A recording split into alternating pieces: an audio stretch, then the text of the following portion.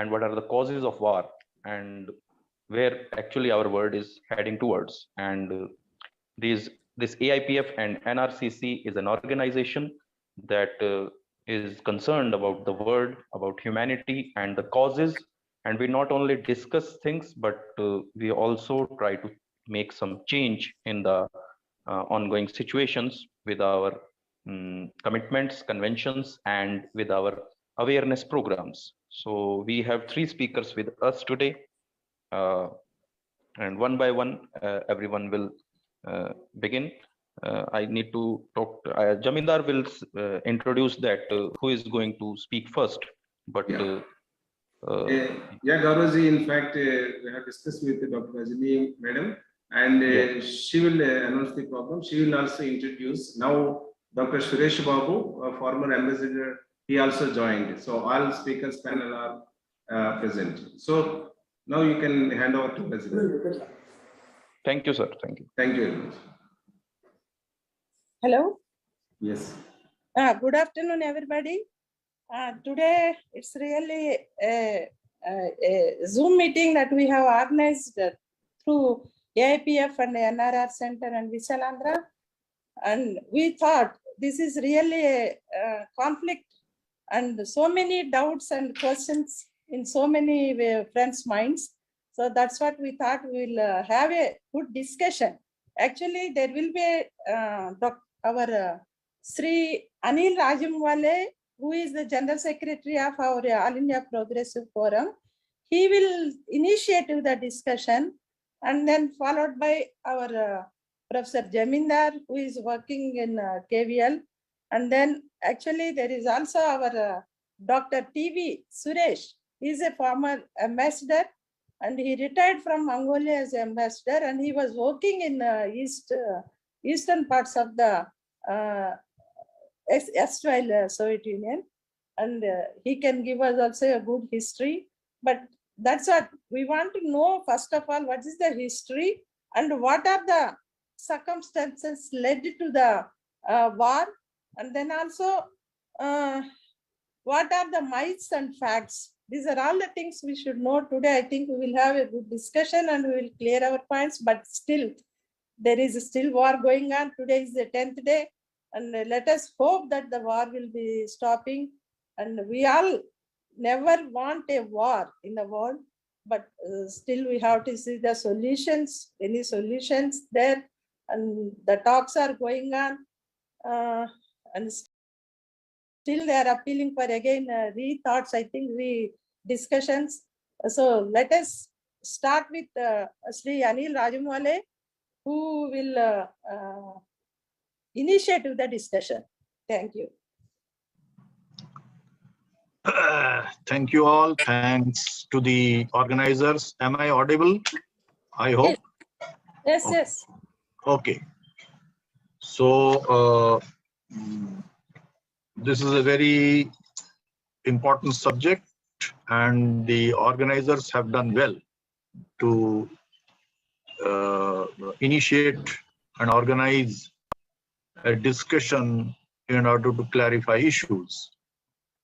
A very unfortunate war is going on for the first time on such a scale in Europe, and it is a matter of concern not only for Europe, for the whole world.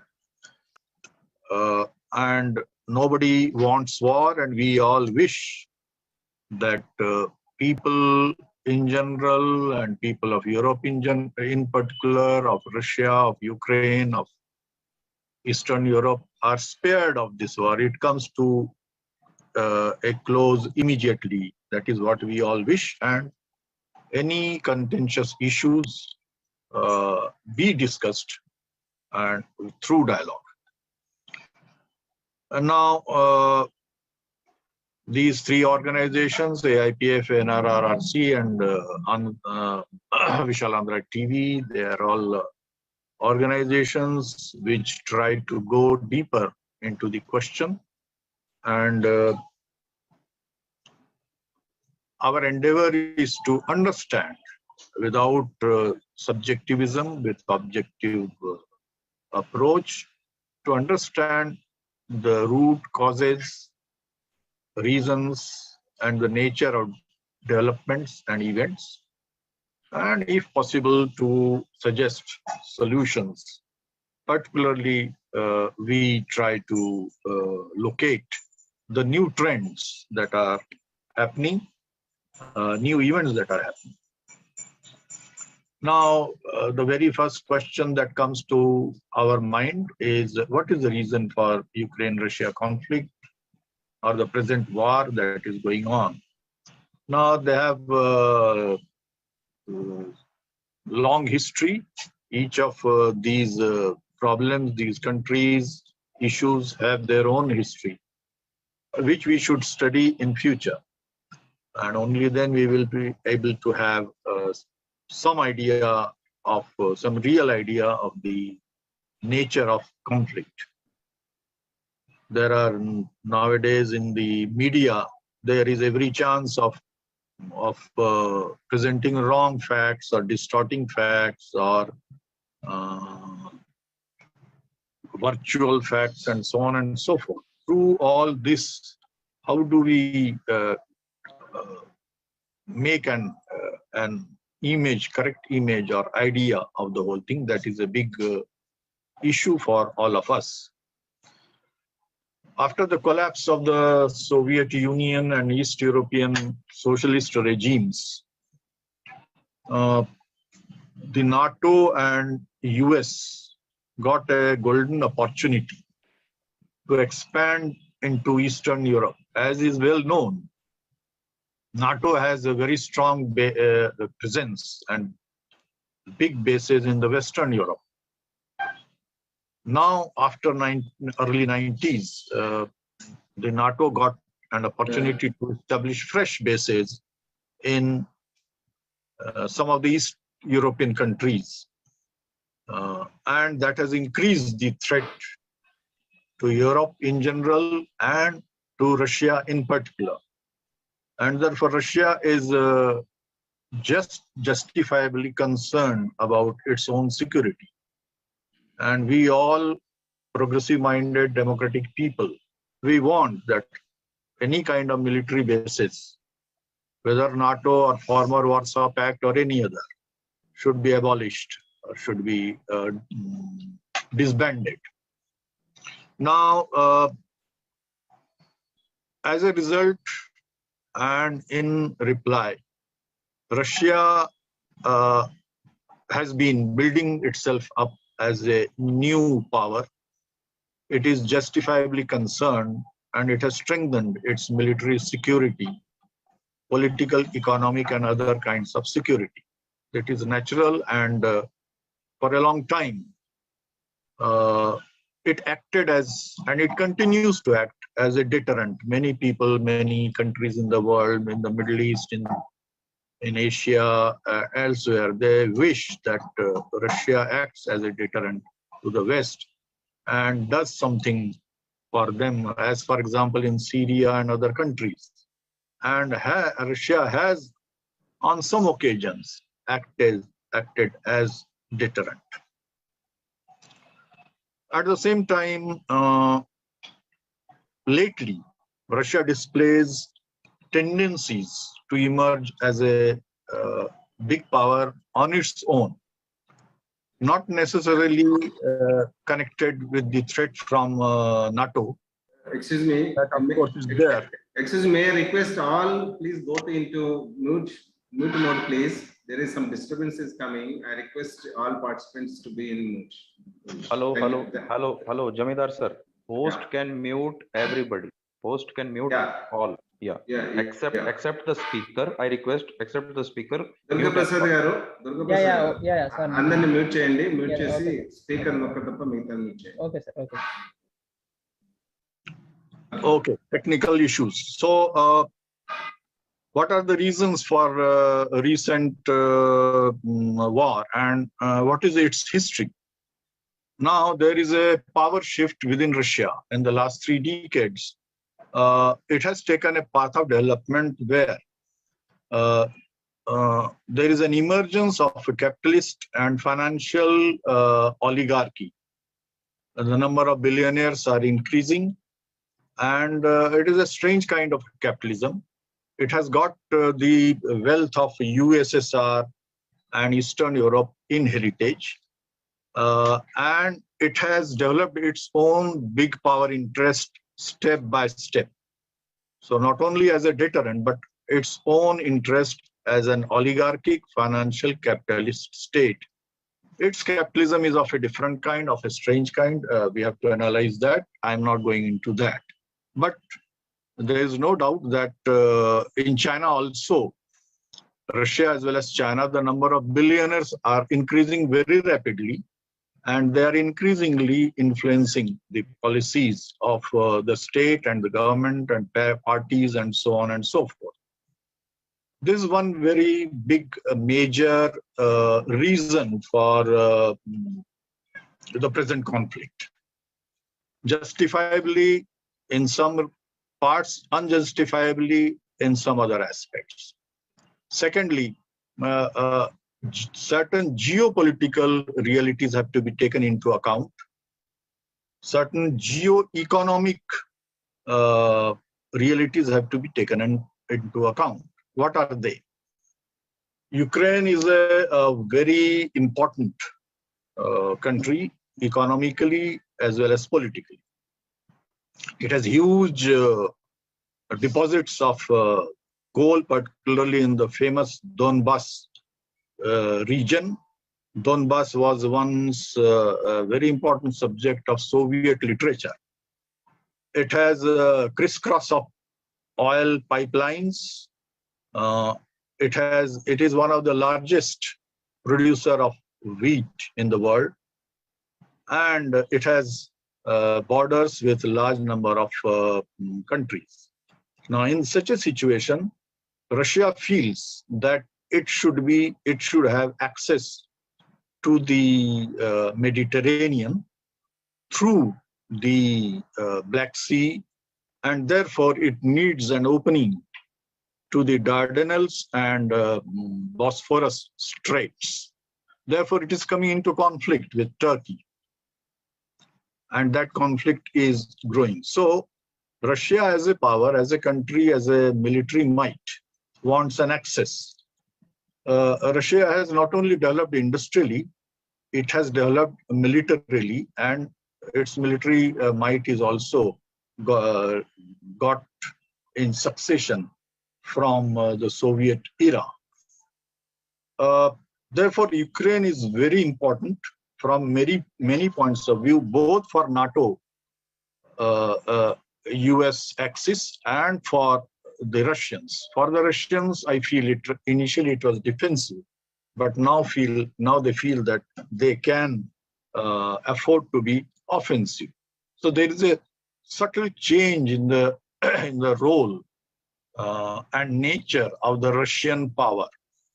Though people of the world feel that Russia should be with them in any aggression, atrocities, pressures from the US imperialism and NATO expansionism. And Russia sometimes has played that role, but recently some of its steps are not welcome. Next point is that Ukraine has been traditionally a country, a nation, and an entity fiercely independent. It has independence and assertion of its identity are its hallmark. It was very badly treated once by the Tsarist Russia. Tsarist Russia was in its time known as the prison of nations, and one of the prisoners was Ukraine, and therefore Ukrainian nationalism fought against this occupation, Tsarist occupation, and throughout its history till almost the present time, till the 1990s, it has been crushed, suppressed. It has been attempts have been made to subjugate it, and so on and so forth. It is interesting to note that the only change in attitude took place towards Ukraine after Russian Revolution of 1917. Russian Revolution was the only event that really recognized Ukraine as an independent entity and gave full respect, support. And there was only one major personality of 20th century who really respected Ukraine, and his name is Vladimir Ilyich Lenin. When Lenin led the revolution, he allowed the constituent nations or countries and republics, later on they became republics, to he led them out of the federation and later union. As a result, Finland became independent country, and some of other nations also became independent. Ukraine decided to remain within the Russian Federation and later on USSR. It gained from joining USSR for a long time. At the same time, it suffered. This contradictory history has to be understood. It gained economically, ideologically, and many other ways. But at the same time, culturally and politically, it had to face Stalinist, and after the Second World War, the Soviet discrimination and oppression. For example, Russification of the constituent republics was a major factor acting as deterrent for the constituent republics. That is why in the late 1980s and early 1990s, when Soviet Union was disintegrating, Ukraine decided to secede, to separate itself from the collapsing USSR, and it announced its independence. And it was for the first time virtually that Ukraine really became an independent country, so to say, since the Tsarist time. Now there are some certain interesting facts that have to be taken into account.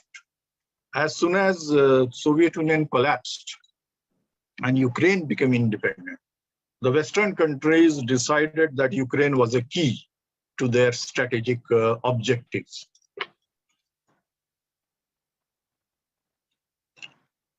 They began to set up military bases in several East European countries, including Poland, Baltic republics, and a few other countries. They have military presence in Slovakia, Hungary, and certain other parts. They also began to influence the political events in the Ukraine. Interestingly, Ukraine does not have a NATO-US base. It has not a single direct soldier of NATO-US. And therefore, the Russian troops have not encountered any of those soldiers. At the same time, the West, that is the NATO and US, have tried to penetrate, have tried to build up, make a military build-up indirectly, have helped the right-wing and fascist forces in the Ukraine, have influenced the electoral processes and electoral results in various ways. And this has to be taken into account, and Russia is justifiably concerned with these developments in the Ukraine, which was turning right-wing over the years. Not that Russia itself and Russian government itself can be turned left-wing. In no way it is left-wing. At the most, it can be called a middle path political entity. It has tendency towards right-wing. At the same time, it has a mixture of various trends, but recently it is displaying certain disturbing trends. For example, it has begun to come down heavily upon the freedom of press, It has been arresting, even before the Ukrainian crisis, a large number of journalists, political opponents, and so on and so forth. I need not go into all those details. They are well known. So there is a trend to throttle the weak democracy that has emerged in Russia. Now, a very interesting fact of recent history. Now, recent history means last 3 decades, about 30 years or so. Developments in Eastern Europe are taking place in Ukraine, in Russia. Now, Russian government and defense minister has been talking about use of nuclear power and has alleged that the Kyiv authorities have started dangerous games involving plans to obtain their own nuclear weapons. Now this smacks of the Western language, the language used by the US against Iran, Iraq, and Middle East countries and other countries who are supposed to, or who not against North Korea, who are supposed to be developing nuclear might. Now, the interesting fact about in these countries is that a major part of Russian nuclear might was stationed in Ukraine before 1992. As a result of the agreement between the US, Russia, Ukraine, and other countries, between 1996 and 2001, Ukraine was completely denuclearized. What does it mean? It had on its soil, Ukraine had 176 ICBMs, intercontinental ballistic missiles, 44 cruise missile armed strategic bombers, nearly 2,000 warheads, and 2,600 tactical nuclear weapons. As a result of Budapest Memorandum and as a result of participation in the START negotiation, Ukraine within 2 years handed over all nuclear weapons on its soil to Russia. Moscow paid Ukraine a pittance, a small amount of $1 billion in exchange. On the other hand, US also paid some amount. It is not known, but a small amount for Ukraine's enriched uranium stockpile. So Ukraine handed over its nuclear weapons to Russia and the nuclear stockpile to the West, thinking that it will be freed from international political, geopolitical, and geoeconomic conflicts. It is surprising that it is being used, it is being accused of acquiring nuclear weapons, and it has been turned into a center of conflict both by the West and by the East.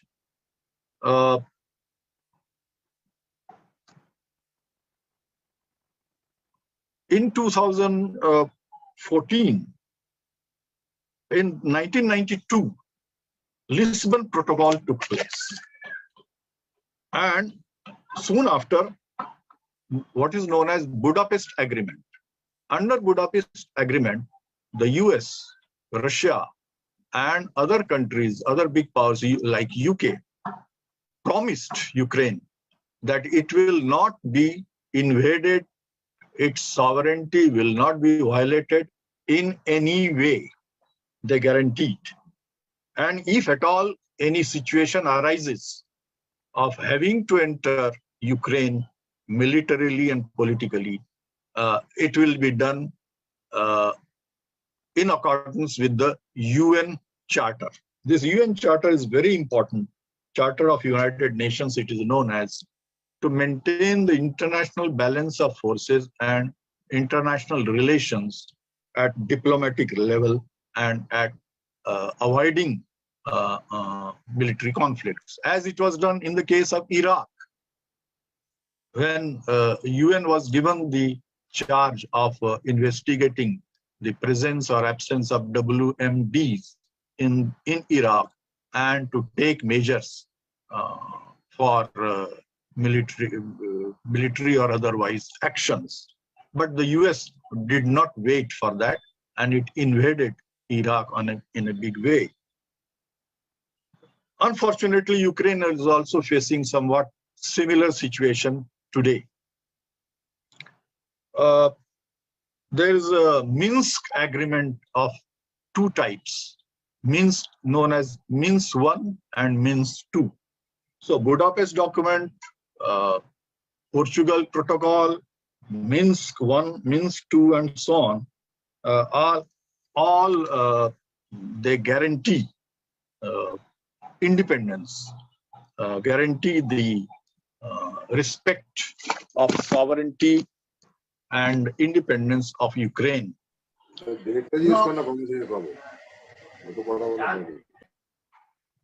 Now, in the meantime, West had not stopped its activities. It had been training, giving military aid. It has been arming various squads and platoons and all that. For example, $600 million were given in security assistance for training 1,700 Ukrainian personnel, secret radios, Humvees, and armored civilian SUVs, and so on and so forth to deter Russia. So all these things have been going on. And therefore, due to NATO attitude, a situation of tension, a situation of threat has been emerging. At the same time, there has been no NATO bases in Russia. Simultaneously, on the other hand, Russia, for its own big power aims, not just its own security threat. Its own security threat does not explain the invasion in Russia fully. Anilji, time. Okay. I was given half an hour, but it is okay. 5 minutes more. Yeah. I will try. Okay. So this does not explain the whole thing. Crimea is very important for it, and you will find that it has been Russia has been taking over areas which are strategically very important, like Crimea, like Southeast Ukraine, like military and nuclear installations, and so on and so forth. Before the invasion, Russia promised that it is not invading. Before the invasion, it created Luhansk and Donetsk, so-called People's Democratic Republics. And people thought that it will limit itself to those areas alone. It was carrying on talks with Ukraine, and people had a lot of faith and hopes. But it was also amassing forces on three sides in alliance with Belarus. That was very unfortunate. There is no immediate, when you invade a country or when you prepare, you amass lakhs and lakhs of troops, most advanced. There has to be an immediate military reason. There was no immediate military reasons, although security threat definitely was there. What Russia has done in the meantime is to invade brutally, with impunity, an independent sovereign nation, country, a country which throughout its century and more of struggle for independence to maintain its identity has been struggling it is what we see today is destruction of a very good civilization, a historic civilization, a high level of culture. By the way, Kiev Rus was the initial empire during the Middle Ages, and Moscow was a small entity at that time, small village type of thing. Kiev Rus means Kiev state. That whole region was under the Kiev state. So it has a long history. Of course, it was feudal times. Today, Ukraine strives for and needs an independent identity, independent existence. Of course, it must try to free itself. And it is open to allegations and accusations of hobnobbing with the West. But that again is no reason for invasion. For that reason, there is greater reason for invasion in Poland, for example, or in Baltic republics and other places. And what we are seeing is destruction of Kiev, destruction of so many very important historic cities like Kharkov or Kharkiv, Sebastopol, Mariupol, and so on and so forth. So what we need, and millions of refugees and international refugees also from different countries, including from India. So what we see is the brink of war. What we see is the laboratory of new weapons, new kinds of missiles, new kinds of cruise missiles, new kinds of suction bombs, new kinds of tanks. So like in other wars, this war is also, among other things, becoming a laboratory and experimentation for new kinds of weapons. And therefore, on the one hand, there is US imperialism, NATO expansionism. On the other hand, there is Russian military invasion, Russian expansionism, aided by Chinese expansionism, China-Russia axis. This is a very dangerous situation. We people, the humanity, and the Democrats, the progressives, and those who are working in organizations like AIPF, they should respect the independence of individual, independence of weak nations. And I wish that Ukrainian people assert their independence, like the Iraqis did, like the Vietnamese did, like others did. At the same time, we wish that Ukrainians do not fall into the hands of any expansionists. They do not become handmaidens and guinea pigs of geopolitical big power politics. We wish that Ukraine as a nation maintain its identity. We wish that Western countries, and we demand that Western countries remove and dismantle and remove their military political bases in Eastern Europe and whole of Europe. And we also wish and demand that Russian invasion be stopped immediately and Russian troops withdraw. I'm happy to note that many democratic, left, and communist parties and organizations are demanding now that the invasion should be stopped, troops should be withdrawn from the territory of Ukraine, all the sources of conflict should be withdrawn, and any geopolitical, military, ideological, and other kinds of conflicts that are there and that very much are there should be talked about, should be discussed and debated on the table of dialogues and not through use of arms, particularly in today's conditions in 21st century. Democratic rights of small nations, small countries have to be respected.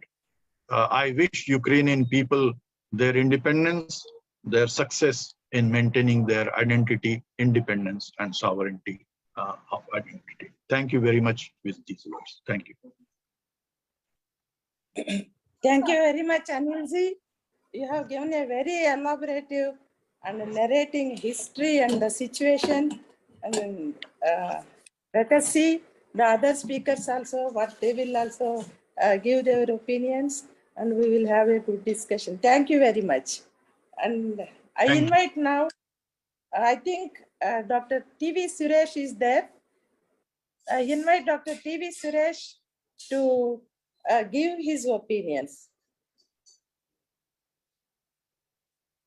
Suresh? Yeah. Hello? Yeah. Yes. Yeah. Good evening. Good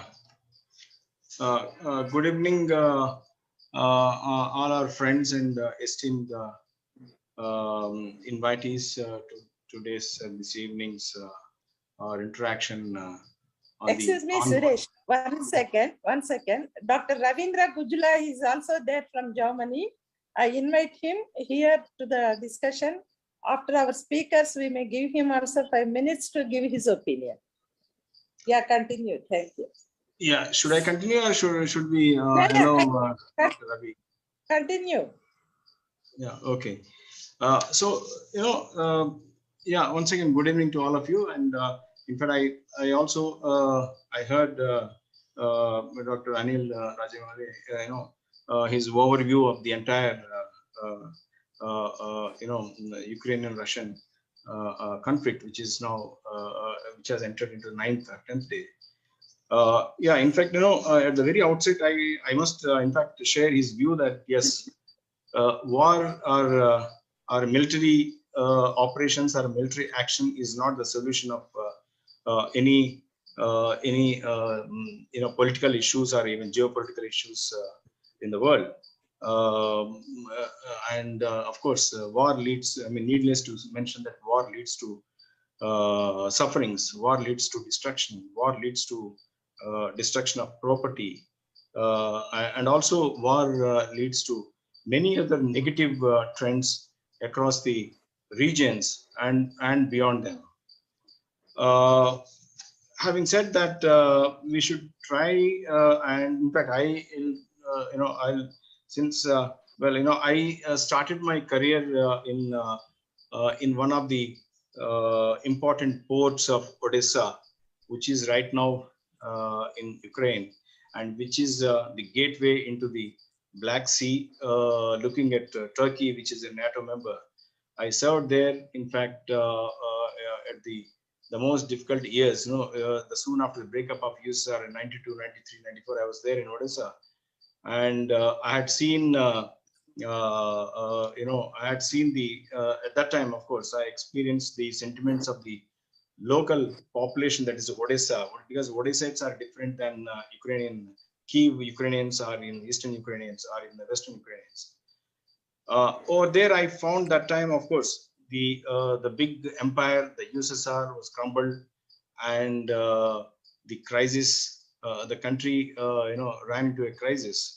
But I could sense, though, despite the fact that the majority of the residents of that area are Russian-speaking population. However, they had, even that time I experienced the strong Ukrainian identity. They mentioned that they are Ukrainians, but they are Russian-speaking Ukrainians. At the same time, of course, they had a very warm kind of a sentiments or feelings towards Russia and ethnic Russians. So anyway, coming back to the discussion is that, I mean, there I try to understand what is the genesis of, rather not even genesis, I say, try to understand the origins of Ukrainians and Ukrainian nationalism. I think I start with that, and then I'll say a few words about what exactly is the reasons that brought to. I have a little background about the today's war conflict. So basically, you see, Ukrainians as such. Well, Ukrainians and ethnic Russians, they're all, we all know, and many of us who are there in today's meeting, they all know that they all belong to East Slavian tribes. in popular meaning, Russia was actually Russia, or today's Russia, what we call. The Russia took birth in Kiev because Kiev was a center that time. With the Byzantine, Christianity was there, and ethnic Slavs were there. They were the dominating tribes there at the time. These ethnic Russians or ethnic Ukrainians as such, they were all there in the Kiev. And the Kievske Rus, as Dr. Anil Rajamala had just mentioned, yes, Kievske Rus was the beginning of the Ukrainian nationalhood and also the Russian nationalhood. In fact, this what we call, the history of the Russian state and also the Ukrainian as such, it never existed as a state till the end of 19th century. But the history of the Russian state, in fact, it can be traced back to the roughly about 15th century, after the Mongols attacked this entire region. And the principality, what they call it, it's principality called Muscovy, that is on the bank of Moscow River. This small principality was established by the Slavs, the Russian Slavs, are this tribe, Russian tribes, which migrated from today's Kiev to Moscow side. Not exactly Moscow, but near Moscow, Novgorod and other cities. But the history of Ukrainian state, it cannot be traced back as now today. Even Putin also claimed that earlier than 1918.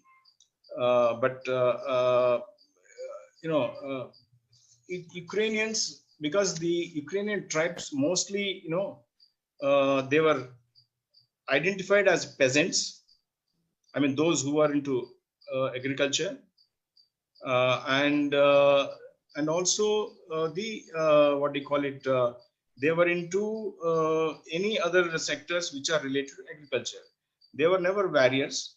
I mean, actually, we don't know. I mean, there were any major Russian. I mean, the Ukrainian side, there were any major any popular names, warriors. But still, of course, there were. And unfortunately or fortunately, that region was actually it was a center for Polish tribes. It was a center for some other tribes, like even at that time Tatars were there, and Germans were there. So it was like a combination of so many tribes which centered there in Kiev, and Ukrainian tribes they just figured among all the tribes. So as such, they belong to, for a long duration, for about for few centuries, they belong to few states in that region. For a longer period, they were with Poland. For some other time, they were controlled by Lithuanians, and they were part of Hungary. So like that, they never had any kind of identity. But over the last what they call it 18th century, I believe, Ukrainians, they claim to be a nation. They claim to be an ethnic group with a language. The first time with a Ukrainian language and with Ukrainian nationalism. What we see today is that Mr. Putin, the President Putin, in his speech before the war started, he said Ukrainians, in fact, they didn't have. It wasn't a state till the 20th century. That is till the Bolsheviks took over. I mean, they staged the revolution, and then Lenin. In fact, Lenin was the first leader who actually established Ukrainian as a state by attributing language and traditions and culture and etc. So, but in fact, I studied there in Odessa that time. The history of Ukrainian. In fact, Ukrainian had even before that also, they had a lot of attributes of which says a nationality, a group as a nation. Thereafter, what happened is that we see. Sorry, I mean, I just wanted to mention the word Ukraine. The word Ukraine itself derives from the Slavic root, which means frontier. Ukraina. Ukraina means edge. Somewhere it is the edge. Or border or outland, what we call it. So that was also, that itself says that this was a place of mixing of borders, So that as such, the country did not exist. However, when it comes to even that time, what we say that there are, as I said, the Germans who came from, who were called the Germans, Poles, Greeks, and Turkic peoples, and some people who spoke Iranian languages. So they were all there in the Ukraine, and today what we call in that land of Ukraine, what we know today. Yeah, the only identity, the only similarity between the Russian ethnics and Ukrainians was the Orthodox Church, the belonging to the Orthodox Christian Church. That is one unifying factor between these two tribes, ethnic Ukrainians and Russians. Then we say that over a period of time till the 19th century, this evolved. Ukrainian grammar and Ukrainian literature and Ukrainian culture, Ukrainian folks, and it's all emerged. Evolved in the last 2-3 centuries. By the time what we can you hear me? I think I. Yes. Can you hear me? Yeah. We can hear. Yeah. We can hear. Yeah, by 19th century, I believe in fact we found the beginnings of a written Ukrainian language, coupled with and also we found that time some intellectuals, Ukrainian intellectuals, Taras Shevchenko. I'm sure that many of you who are present in today's meeting, perhaps you must have seen or you must have heard his name, Taras Shevchenko. And thereafter, the Kostomarov, Mykola Kostomarov. In fact, Kostomarov was the one who actually today is regarded as the founder of Ukrainian nationalism, Ukrainian identity. So, this, in fact, the Kostomarov's vision was very interesting. This is because he was the first one who said that Ukrainian people are naturally, by nature, they are the free people, and that they adhere to freedom. And that time, as Rajiv Malaji mentioned that, the Russian Empire, that time, which was ruled by Ekaterina, the Queen Ekaterina, during her rule, I believe the so-called forcible Russification happened in that part of the country, in Ukraine, when these Ukrainian, what you call those who are outlanders, they were forced to speak Russian or forced to convert into Russians. That time, this Kostomarov and others, they actually raised the slogan. They raised the sentiments of Ukrainian nationalism, and then they were the first one who demanded the freedom from Russian Empire. So it is how the Ukrainian people, are known for their views. They're known for their strong sense of nationalism in the 19th century. Of course, today the Russian president, he may claim that Ukrainian, as such, Ukraine was not existing before the revolution, but in fact it did exist. Now coming to the Bolshevik Revolution, 1917, when the revolution took place, of course, as I said, Vladimir Lenin, in fact, he was the one first who gave Ukrainian a kind of identity by forming a republic within the Union of Soviet Socialist Republic. That is before 19, I believe, early 20s or mid 20s, I believe. So that was the first time that we see a first time Ukraine as a state. Earlier, it did not per se exist as a one kind of a land or one state. So it was Bolsheviks who wanted to, what do you call it? They wanted to make sure that the idea was of giving a cultural autonomy. When we talk of what do you call it? Lenin talked about nationalities, and Lenin, when he talked about nationality policy, he actually meant, to my understanding, please correct me, to my understanding, at that time, he saw the cultural, he identified nationality to a country with the cultural autonomy. cultural autonomy, it has many what do you call it, elements. It may be language, or it may be culture, or it may be literature, etc. So it was Bolshevik. In fact, they identified themselves as the creators of Ukrainian Republic with a separate cultural autonomy. Today, Mr. Putin, in one of the speeches, he mentioned that Russians and Ukrainians are the same people. They are the same. I'm sure that I partially disagree with that claim that they are same people. They are not the really same people, for reasons that I have mentioned earlier. So now the rest of the history, we know how these Ukrainian prospered or Ukrainian developed during the Soviet government, and then thereafter we had seen the Second World War, which was fought together with Russians and Ukrainians, against Nazi and against German fascism. And we had seen so many, but that time there were a lot of Ukrainian nationalists at that time who actually believed, who felt proud of the Ukrainian nationalism. But that time, of course, the Nazi Germany was the main enemy, and large majority of the Ukrainian nationalist groups also joined the Russians, the Soviet forces, to fight over the Germans. Today today Moscow talked about there are neo-Nazis, or there are Ukrainian nationalists who are there in Ukraine, who are hating Russian, or who are now looking at Russia as the main hegemon, or as the main threat to the existence of Ukrainian state. But so, during the Soviet Union, of course, all these sentiments were more or less post Second World War, for reasons known to all of us. They did not surface the political scene of the country at that time.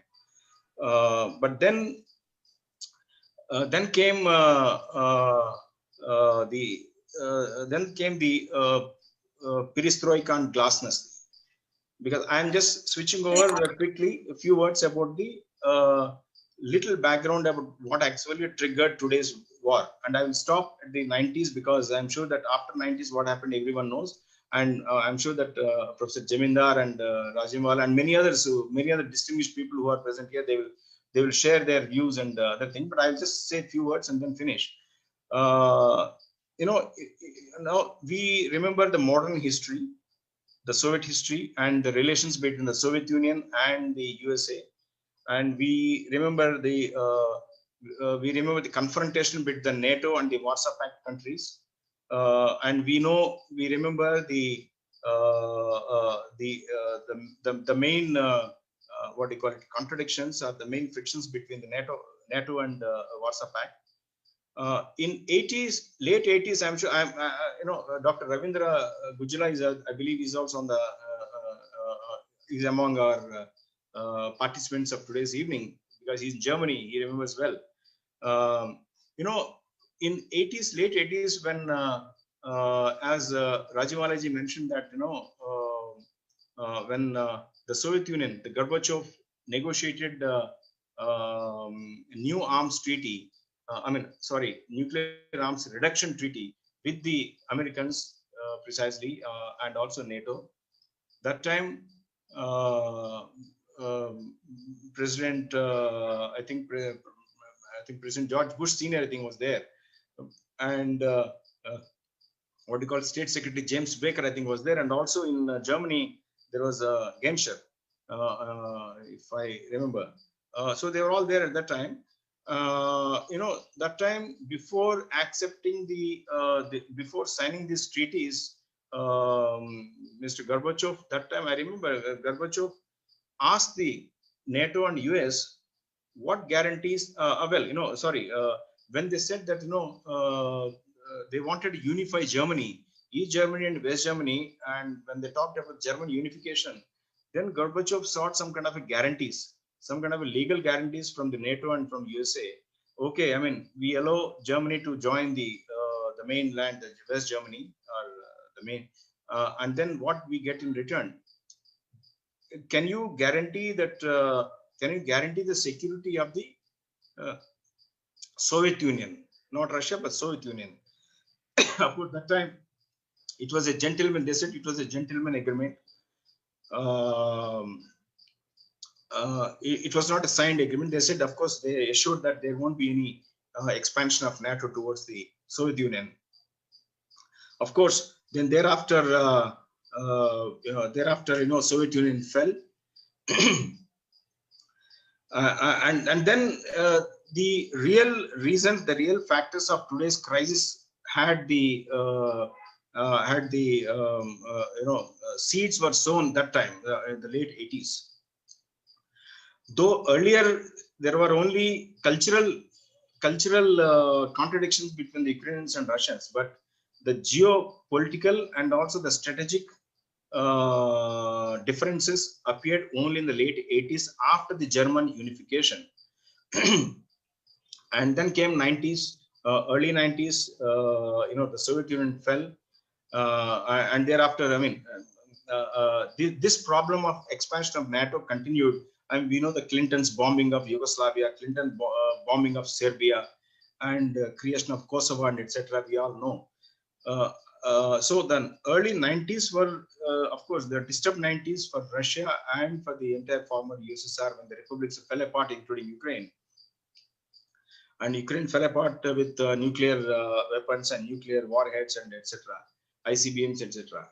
So the problem remained as such as a major problem, but Russia was weak at that time, and Russian leadership, Boris Yeltsin, was not in a position to demand anything from US, because that time US emerged as a unipolar kind of a thing, or a single police or single ruler of the world.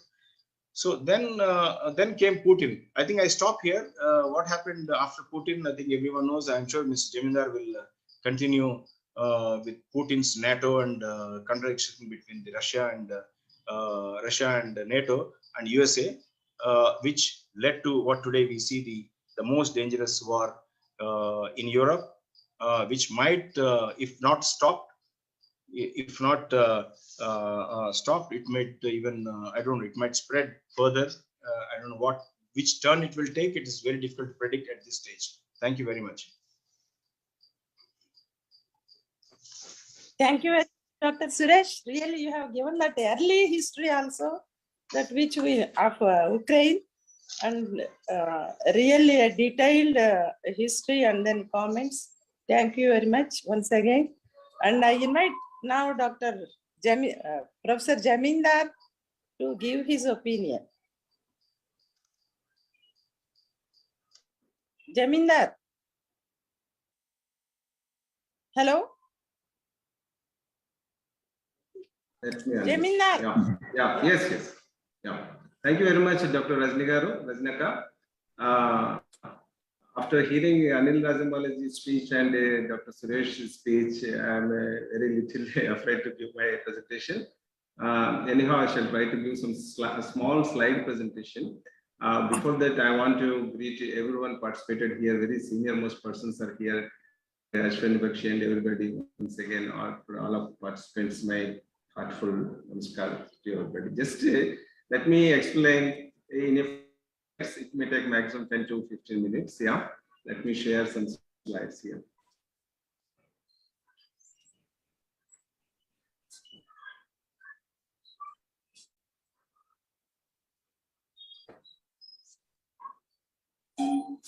Can you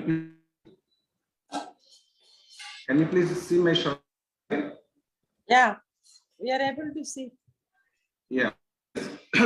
So I don't want to give big clarifications. As we all know, the NATO is found in 1949 after the Second World War that ended, and Second World War in 1945.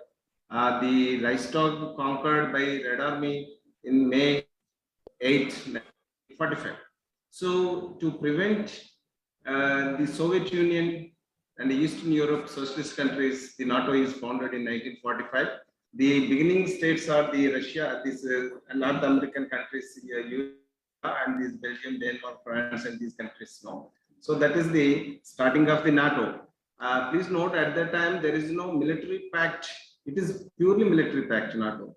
At that time, there is no military pact among the socialist countries. So, but later, to defend the socialist countries has formed in 1955, I think, they formed the Warsaw Treaty with Soviet Union, Poland, and the GDR, East Germany, Czechoslovakia, Hungary, Yugoslavia. Of course, Yugoslavia later it has gone back in 68, I think, and Romania, Bulgaria. This is the so since then the Cold War started. The Cold War ended until the Cold War duration was until 90, and in the 90 the Cold War ended. Interestingly, as Dr. Suresh sir said, there was a gentleman agreement between George Bush and Gorbachev that not even 1 inch this US should not come towards east of the Europe. That means, you see this Poland, here is one GDR is there, and you know it should not come even in the Poland. That Genscher, the foreign minister from Germany, he also promised in so many meetings, there are documents are there. So he also demanded from NATO that he should not touch even Poland, even if the Poland comes out of the Warsaw Treaty, because in 1990 Warsaw Treaty was still existing. The Soviet Union not yet collapsed at that time. So only the agreement is only for the unification of the Germany. The Gorbachev made this agreement. At that time, Soviet Union was there, Communist Party was there, everything is there. Okay, later this collapse took place. Okay, what happened when you see this? In 1945-49, these black colors are the starting countries, and 55 to 90, these blue colors. Yeah, Germany also joined. Yeah, not complete Germany, but Germany joined without a GDR. So when it comes to 1999, the Poland former socialist bloc converted into NATO, and the Czechoslovakia, Czech Republic, later Slovak Republic, it converted. This all East Europe converted. Yeah, and the erstwhile republics from the Soviet Union, this Estonia, Latvia, Lithuania, Slovenia, Hungary, this all developed. So, like Suresh said, the 90s was very weak economy the Russia had. It could not prevent expansion of the NATO. So I want to ask I want to bring one thing to the notice. When the Warsaw Treaty is automatically, unanimously, the Warsaw Treaty is discontinued or dissolved, what is the necessity of the NATO? That is the main question here. Today's international affairs, the main question is here. But it is there, and it is expanded, and it has not kept the word what between Gorbachev and senior Bush took place, between Genscher and others took place, and they expanded until the borders of the Russia. Until the borders of the Russia. They kept anti-missiles here in Poland, they kept in Romania, they kept all atomic weapons, they kept all missiles. So the threat is there. The threat is there. This threat got one resistance when the Putin came in the power in the beginning of this millennium, from the 2000 onwards. After this this century, in the beginning of this century, Putin established somehow economically the Russia. Putin established somehow the militarily the Russia. He could prevent Georgia to become a member in NATO. In 2008, he entered there. Like what happened in Ukraine now. In 2008, it entered there. When you see the Georgia, it is very near to Black Sea and this all Turkey and all this area. So now till now, this membership is not. So Ukraine history and everything we told, it is the second biggest country in the Europe after Russia now. Even Germany is not that much big. So it is bigger than Germany. And it is having natural resources, particularly from the far east, that the gas pipelines and everything go to Europe. It is very essential for the Europe, for the warm heat energy and all. Nearly 25 to 30% of the heat energy, they are dependent upon the Russian gas. So to avoid this, after 2014 circumstances, after 2014 Maidan revolution, so after Crimea enhancement, they say the Western countries, they say the Crimea is occupied by Russia, but Russia, they say through the referendum, the Russia, they got it back in their fold, because the Crimea region is given by the Khrushchev to the Ukraine place. That is fully, completely Russian speaking people, and it belongs to Russia. So anyhow, since 2014, this all sort of restrictions are there against Russia, and Russia somehow develops its own technology. It is independent in agriculture goods, industrial goods. All it happened after 2014. So now they put one application in European Union and they put one application in the NATO.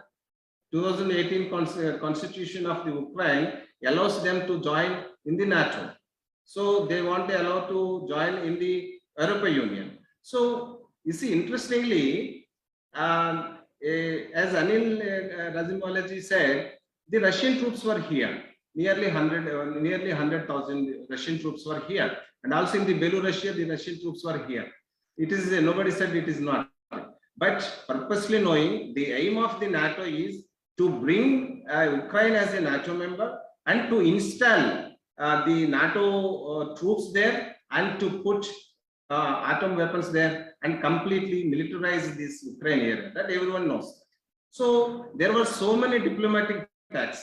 Even in the 2020 December month, Putin has given some peace proposals to Biden, saying that we want the security. We want the security. You give the written security and legal security so that Ukraine will not be a NATO member. So he refused. He said, and NATO countries said, even Macron said, and even Schulz said when he went to Moscow. They said, Schulz might have said it is not under our agenda. It is they are prolonging year to year. But they have not said they never give NATO membership to Ukraine. So who has not committed to his word? That is the NATO countries. After this expansion in the Ukraine also, they want to make as a NATO country. And I think, when we go back to the history, that is during the Second World War, there is one Munich Agreement is there, Munich Agreement, what we call it. The Munich Agreement is a peace agreement between the Hitler and the Stalin governments. So based on that, I think Stalin, this area, he's not taken that much defense. They have not kept their word. Who? That Nazi Hitler. So they came to Russia place. So in those days, in 1939, they came to, after Poland, they came to 1941 in the Soviet Union at that time. Now this Biden administration and all Western countries administrations, they are not kept their word that not going to not even a single inch of the land within this Eastern Europe, and they are not fulfilling their word. In fact, they want to bring all military here. So let us speculate. If the war is not take place from Putin's side, let us think for some time. Yeah, I'm not a war person. I'm not for war in Ukraine. I'm a peace-loving man, no doubt that. No doubt. I want that immediately this war should be stopped. Yeah, when Anil Razimwalaji said that war should be stopped, I fully agree with him. When even Narendra Modi ji said, he abstained from the voting, I will fully agree with him. Or when Turkey or Brazil, they say, I will agree with them. Or when so many African countries or South American countries, they say, I will agree. But who is America to say to stop the war? Because during this time, from 90 onwards, they have made the major wars in the world. So this peace-loving people, when they say what should be stopped, it has a value and it has a valid point. But when the Americans say this point, it is not acceptable. Really not acceptable. Because you see, nowadays we are seeing the photos. We are seeing the photos like some nearly 1 million people have gone like this to Poland, Romania, and so on, to refugees. Of course, UK is not taking them as refugees. So people are crying from media. Yes, I have my heart also. I am also very, very, very sad because I lived in Europe more than 12 years. I was there in Germany for 12 years. I have my love and affection to them. No doubt on this issue. But what they say, what they propagate our blue eyes, men, women, children, our blonde hair, that means the golden hair, when they are dying, it is very pity they are dying. Okay, that is really pity. But what about the people in the Middle East? What about the people in North Africa? What about the people in Vietnam? What about the people in keep it aside. What about the people who are in Yugoslavia? They have also blonde hairs. They have also blue hair, blue eyes. Why you killed them? In Bosnia war, why you killed them? In Yugoslavia, why you made that? Why in Liberia made that? So my subject is that America and these allies, they have nothing to say about the peace, because they are the criminals. They are the most criminals. Yeah. Here I want to bring one point here. Let me try. See, now as far as now, 10 lakhs people, nearly 1 million people cross the border. It's very pity, very sad. We are with them. We have our solidarity with them. Okay. But what about these millions? This is the official from UNHCR. There were 82.4 million. That means 8.5. This is official data from the United Nations Human Rights Organization, Human Refugees Organization. Officially, there were 82.5 million people who became refugees in the war in Iraq, in the war in Syria, in the 19 wars of Afghanistan, within the Yugoslavia, within Libya, everywhere. In Palestine, there's a big refugees in the Palestine through the support of the America and other countries. And those politics may not be interested now. But parts which are given to Palestine, the Gaza and West Bank, occupied by and supported by the Trump and other administrations. Why we have not organized such meetings against them in those days?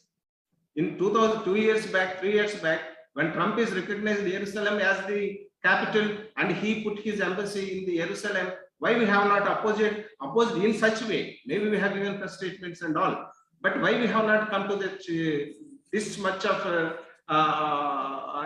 opinion we have not built up? Maybe directly or indirectly, some so-called Western media is influencing us. Deaths are everywhere same. Anybody, anywhere is same. Refugees are everywhere same. 9 million is only official data. So my point is, this is now the current war is going now. The Saudi Arabia is attacking day by day in Yemen. This is the photo from Yemen. In Yemen.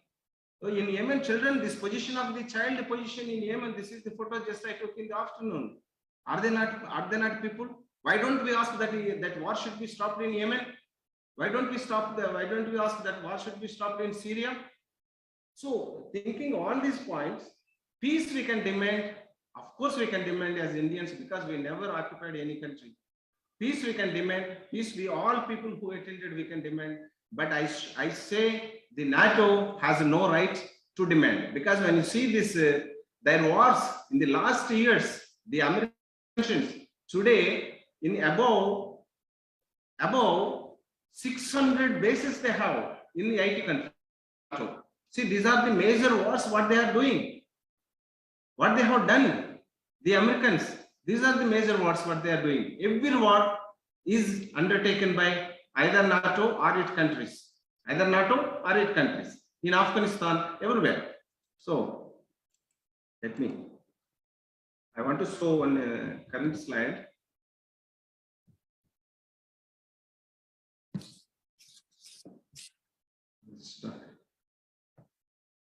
Just please excuse me. So interestingly, there is a rumor, a reality we don't know that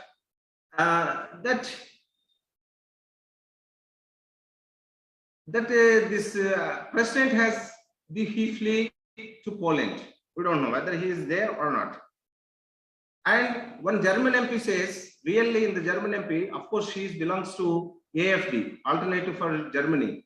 It belongs to is a follower of the Nazi Hitler party, whatever it may be. So she said, German MP said, NATO is responsible for Ukraine crisis, should have guaranteed neutral status for Ukraine before. They never accepted. Scholz has not accepted. Ravenna is there, he may tell that. Macron has not accepted. Biden has not accepted. Johnson has not accepted. When till 24th of February, they have not accepted. They have not accepted. So now today, Indian Express wrote, on today there is an essay. Ukraine president blames NATO for bombing. When if United States of America might have agreed with Russia, might have given the legal guarantees, this circumstance might have not come. Yeah, they have boosted him like anything. In the first day, Zelensky, what he said that I'm alone. You kept me alone. I have to fight alone. Where are you? You have told me so many words. What are you doing now? Now you are not coming. You are not supporting. Did they do not know that in those days earlier, before the war, that they cannot come as a NATO country? If they come, it will become a war. Yes. So, and here, interestingly, this is very interesting point.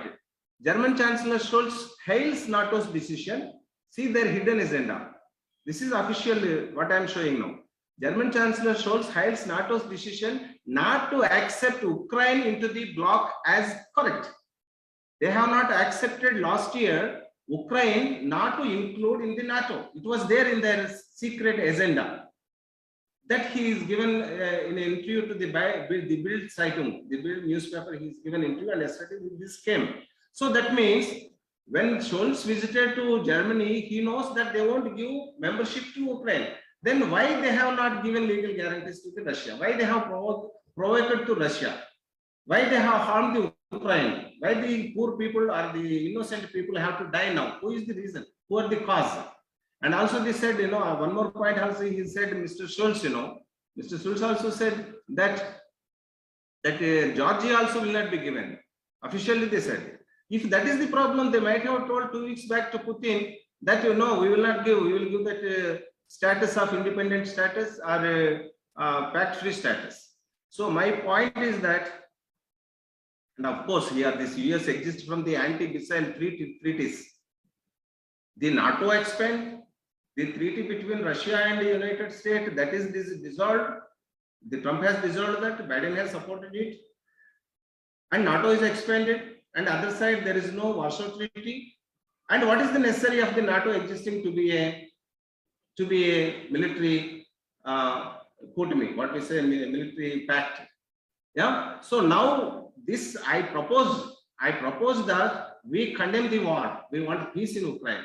At the same time, we condemn the NATO treaty. We condemn that there is not necessary at all NATO. Of course, the Americans are far away.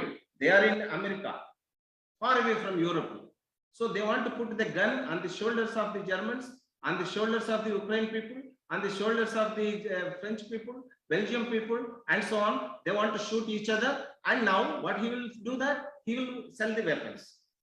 The German military, it has doubled now the military budget after during this war. So that is the aim of the military imperialism. That is the main of the imperialism. So my point is that we don't want wars, we don't want this military pacts, and we don't want this world military expenditure. Last year it took nearly a little bit less, nearly $2 trillion only for the military expenditure, out of which the NATO countries has contributed about 60% of the total world military expenditure. The NATO countries have done that. This data and statistics, of course, esteemed because everybody participates, they know that. And the US itself, it has nearly 40%, some 36, 37, 38%, they have their percent of the spendings in the military. So what we have to demand, we have to condemn not only the war, we have to condemn the NATO action. Only because of the NATO, this war took place. That is my opinion. Only because of the war, this NATO took place. So that is my end of the conclusion. Thank you very much for giving me this opportunity. Thank you once and all. Thank you very much. Thank you so much, Jamindar. Really, this is the question now, where we have to strengthen the UN and weaken the NATO. We have somehow they have to dissolve the NATO, but that it's not in our hands.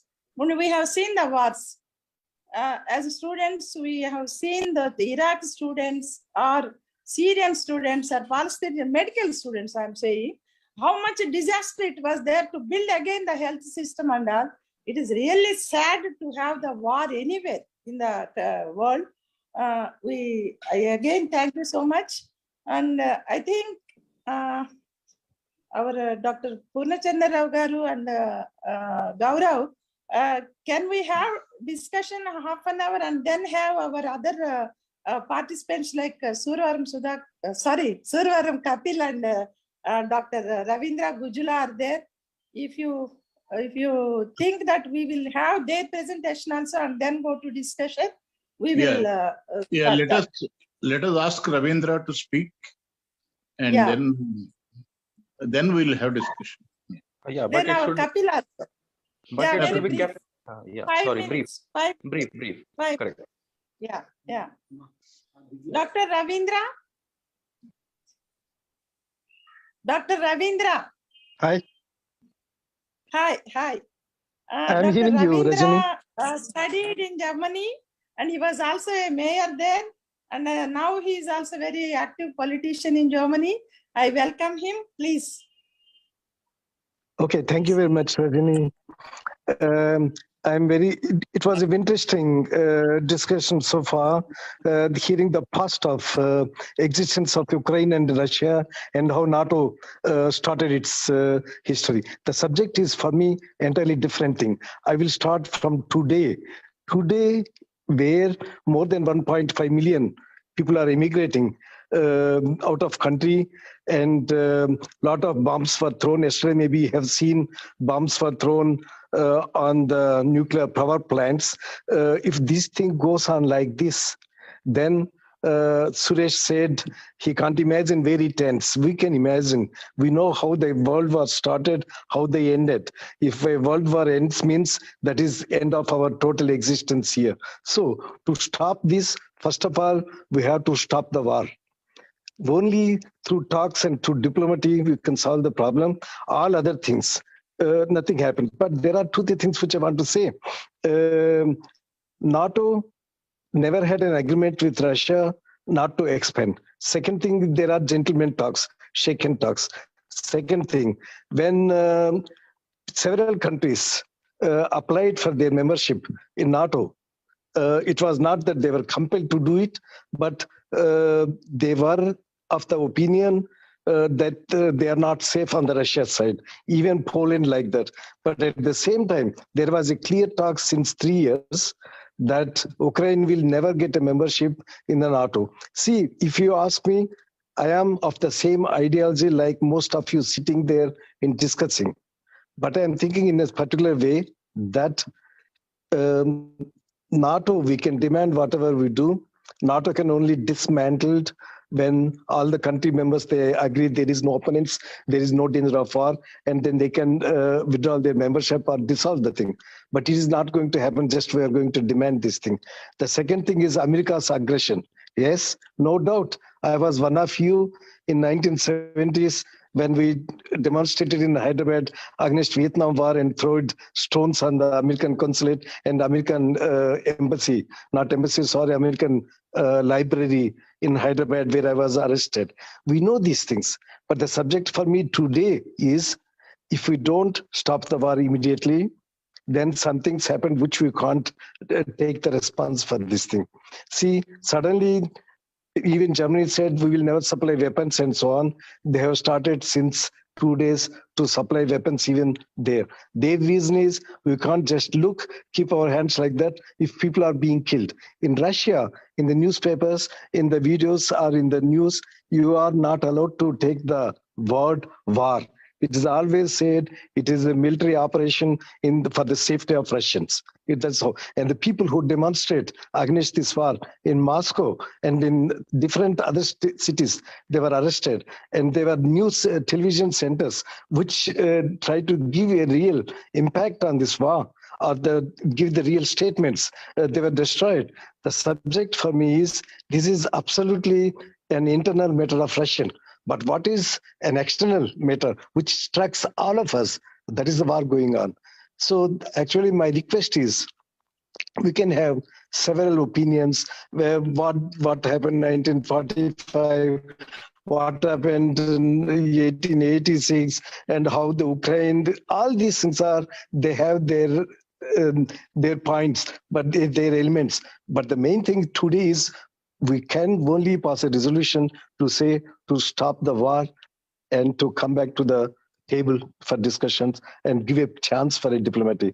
Today, for my Varina cities like that, myself, I am organizing funds for Ukraine and running here and there, organizing flats for people where they can, Ukrainians can be taken and so on. We are very busy with this. At the same time, at least with my relations, with my minimum relations, what I have on the international market, myself and ex-Chief Minister Matthias Platzek and Present Chief Minister Wodke, we are trying to move few things from each side to give our contribution to stop the war. Because, me including, till yesterday, till the war started, one who supported the whole thing with Russia, who supported the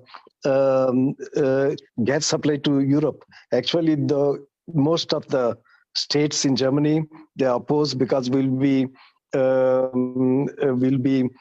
have to having with relation that means we're depending for gas and for energy. But we always said only these relations are very important so that we can push back the war, we can improve our movements. Now, unfortunately, with the correct reasons, but the Nord Stream 2 with billions of investments, now it is kept on a cold plate.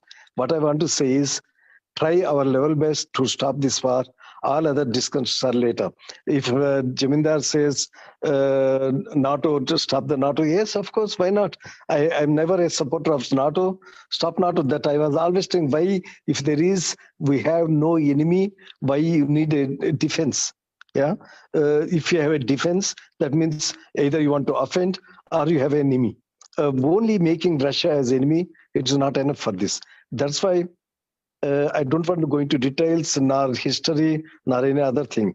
There are lots of hundreds and thousands and millions of people who hate the war in Germany and running around doing all the necessary things. Thank you very much once again that I can open my voice today and just to say opinion. Thank you very much. Thank you very much, Ravindra Garu. You really took time to give your opinion from Germany. I once again thank you so much. Our next speaker will be also just for 5 minutes. Surovaram Kapil. Kapil. Yeah, thank you. Yeah. 1 second, I'll just share my screen.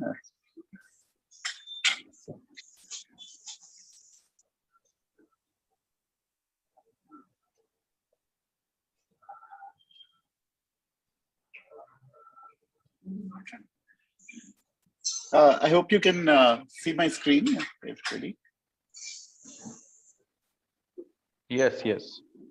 Yes, yes. Yeah.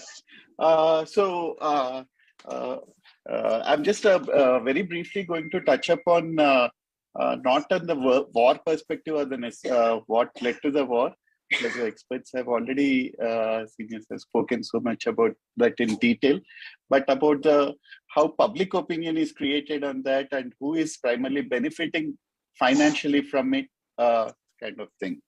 So this is one forward that has been going around commonly, that the war will end, but the families who lost the soldiers, the persons who went to war, or the civilians who lost lives, they will never get back their family members. So who is paying the price is always a common person. So, but who will win the war? It's obviously the person or the country or the society that will benefit or profit the most. So let's just try to analyze who will benefit. The war is not, I feel the war is not between Ukraine and Russia. It's a war between NATO and Russia, and Ukraine is only a battleground. And it's a much bigger game being played out. And in that context, this map, Daminder here was already shown and spoken about in detail. This was one of the precursors to what is happening. Russia gives the reason that NATO has been expanding eastwards, and 14 countries that were formerly part of Warsaw Pact are now been taken into NATO, creating a security risk to Russia. On the other side, NATO says it's only trying to promote peace, and that is the stand they're saying. There's been different viewpoints expressed by different leaders of NATO, but bottom line, they say this thing is about promoting peace. But what will happen at the end of the war? Who will benefit? Either winner, let it be Russia or let it be NATO, who will benefit in what way? Suppose if Russia wins, that will not be the end of the conflict. We have seen in every place and it will happen here also. Ukraine will be faced with US-backed insurgents. Arms will be supplied to them. There will be a lot of killings, lot of conflicts going on a continuous basis. On the other side, even if NATO wins, Russia will do the same thing. Both the countries in different countries, different parts of the world, they have been meddling in the affairs of different countries by having puppet governments, have been having control over different governments and so on. So this is the war is not going to end with the end of this battle. So what will happen post that? So win or lose, both the sides are bound to face losses. So but there's some companies that will or somebody has to benefit, otherwise who will it? So is it the US citizens, is it the Russian citizens will be benefited? Both of them will be affected by price rise. They'll both be, new taxes will be put. There will be loss of democratic rights. Always when there's war, there's loss of democratic rights. There'll be increased military spends. So this obviously, that's not the benefit to either of these countries' people, common people. So, so if NATO, sorry, it's unfair. So who is pushing them to this bloodshed? Who are the people who benefit directly from the war? So there's some clues that we can see directly from the stock markets itself. The day the war is announced, some companies' listings have taken a huge spike, and we can see here that various defense companies, they are taking getting huge profits. So okay, that is obvious. Any budgetary change, any budgetary this thing affects the thing, but how big is it? Russia is currently, even before the war, that their annual military spend is 66 billion. Ukraine, all the NATO countries and allies are pumping in military aid in billions. That is apart from the humanitarian efforts money that goes in. The reason I'm talking about only military aid, I'll emphasize later, but and this has a ripple effect. For example, Germany has doubled its military budget. Many European countries have increased their military budget. And even before this war, the total global military spend is 1,900 billion is being spent on defense. So, so whoever spends, let it be Russia, Ukraine, let it be Germany, let it be US, all this money goes back to whoever is manufacturing these weapons. It flows back into the thing. So right now, before the war started, these are the top arms producing companies, and we can see here that just with the among the top 10, the top 5 again belong to just one country, US, and the money that whichever countries give for arms will again flow back into US in most of the forms, because 80% of the manufacturing comes from just the top 10 companies. And we can see right now arms are being exported to 168 countries and entities across the globe from these lands. So be it on the militant side, be it on the country's side, it's always, we have seen recently in Afghanistan also how much weapons have been left for the Taliban, including luxury Hummers to which are military grade, to chemical weapons, and all that also have been publicly shown how much has been left. So this even before the war conflict situation happened, every financial year the companies give projections, and these companies have during their earnings calls predicted that they'll be greatly benefiting because there's conflict brewing, and they've predicted the revenue potential, they have predicted that this thing. So okay, if they're just predicting the benefit and if they're making use of it, that's all that. But when they start creating conflict to ensure that they get this business, that's when it becomes a problem, and that's what has been happening. Politically, these companies are huge donors. In US, they donate equally to the both sides of the divide, political divide. and this enables them to have a large influence, lobbying power over all these senators and the parties in power. And we can see that its impact. Till now, US has officially, we are not talking about conflicts, we are not talking about interventions, official wars. US has officially gone to 102 wars till now, 3 of which are ongoing. And in this 100, so if we average that, every election there has been at least one war. So politically, there's been always a benefit of going to war.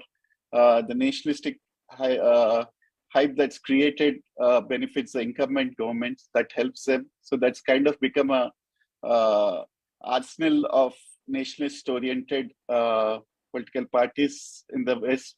And now that is being repeated in our own land here. And we can see more recently, 6 months back only, US pulled out of Afghanistan because of the various factors. And now they're looking for a new war front. So if we see the background, like even 40, 50 years ago also, when there was a decline in the number of wars, there was an official document in the defense stating that if peace continues and if there's negative perception of public that there's no threat to the country, it will be a problem to increase defense budgets. It will, there will be an increasing demand of the public to lower spending on defense.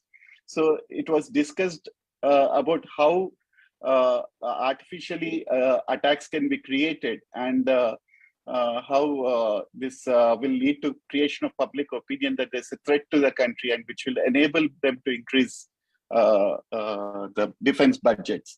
So all this is not like hearsay, because after 50 years, all documents become public, and this is part of the official documentation in US government. So how do they build public opinion for this? Okay, they want to go for war, they will need threat, but how do they create the perception of the threat? In US media, we are taking example of US media, but we are seeing this happen in many parts of the world. Even in India, there's a lot of media consolidation that's happening. 90% of US media is controlled by 6 corporations. In fact, 86% is owned by just 4 corporations. So they have enormous control. This includes print, television, radio, and digital media, major media.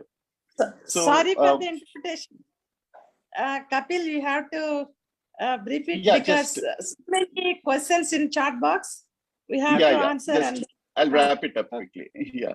So, and most of these media companies are owned by same owners who have interests in either oil or in defense. Most of them are defense contractors like GEs, and all these major companies also have interests in oil, and oil also we can see the immediate benefit. Russian oil supplies cut off to the rest of the world. So these companies can now sell at a higher price. So these companies have immediate interest. So typically in media, they create a sense of perception that so and so country we need to go save democracy there or teach democracy there, and that's the thing we have been seeing on for so long. So, and not only Ukraine, because it's a European country, there's been a lot of limelight on it, but there are conflicts like this going on across the globe. In every single continent, we have conflicts. And all of this have, on both sides, it's on most of the times, it's the same companies supplying the arms. So it's not that it's not possible to stop. 50 years ago, during Vietnam War, there was a lot of peace. There was a lot of awareness that of the needlessness of war, and that led to a lot of protests, which led the government to end the wars. So now the need is to create not just awareness of need of ending the wars, but also how the wars are being created. So larger picture has to be seen. So just wanted to conclude with that. Thank you.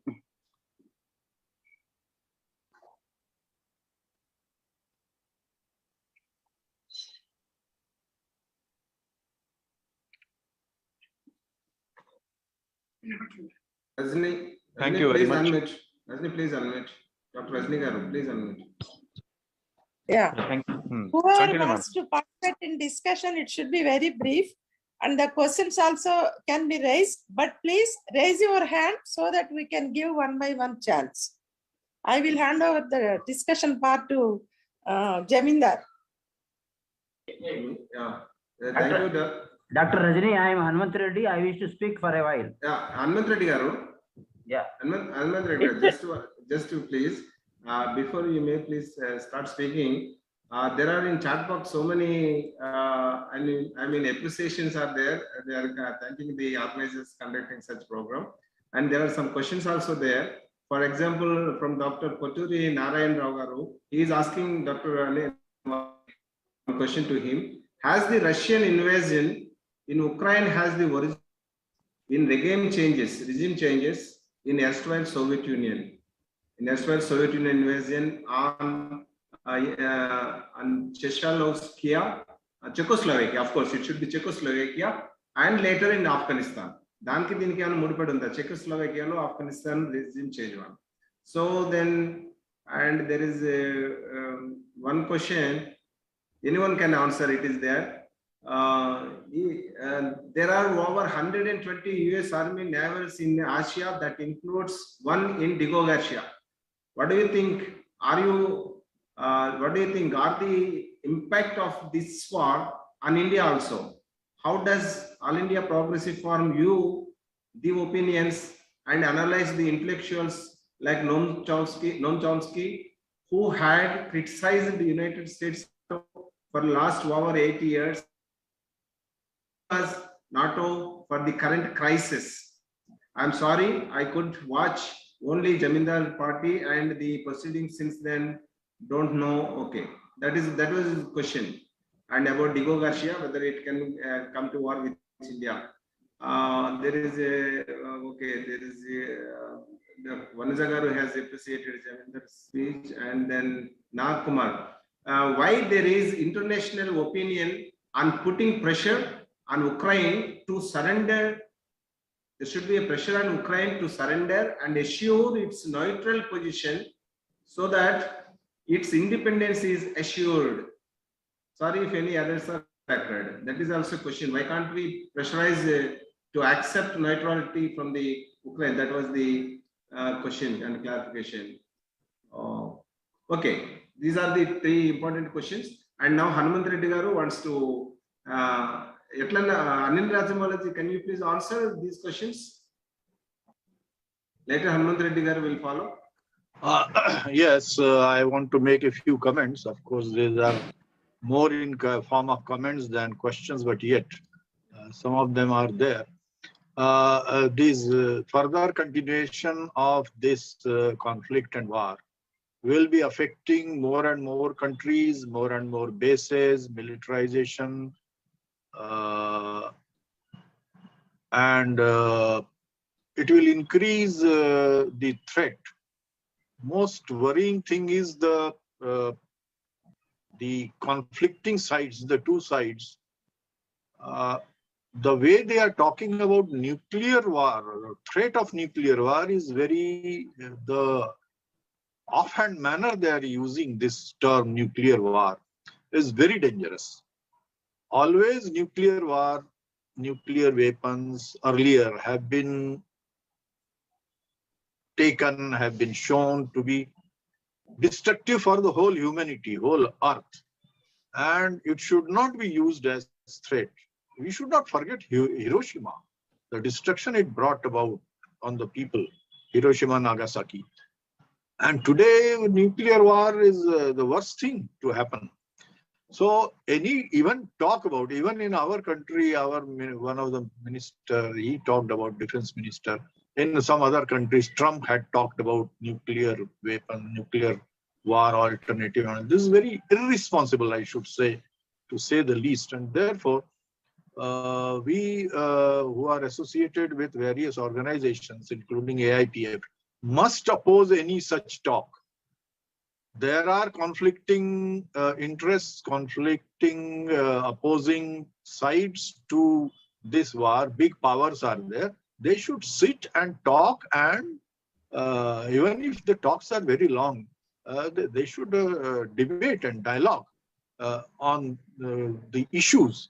whether military base or political things and all, and they should not make countries like Ukraine and Poland and Latvia and Libya, Iran, Iraq, or anything, Diego Garcia, they're victims.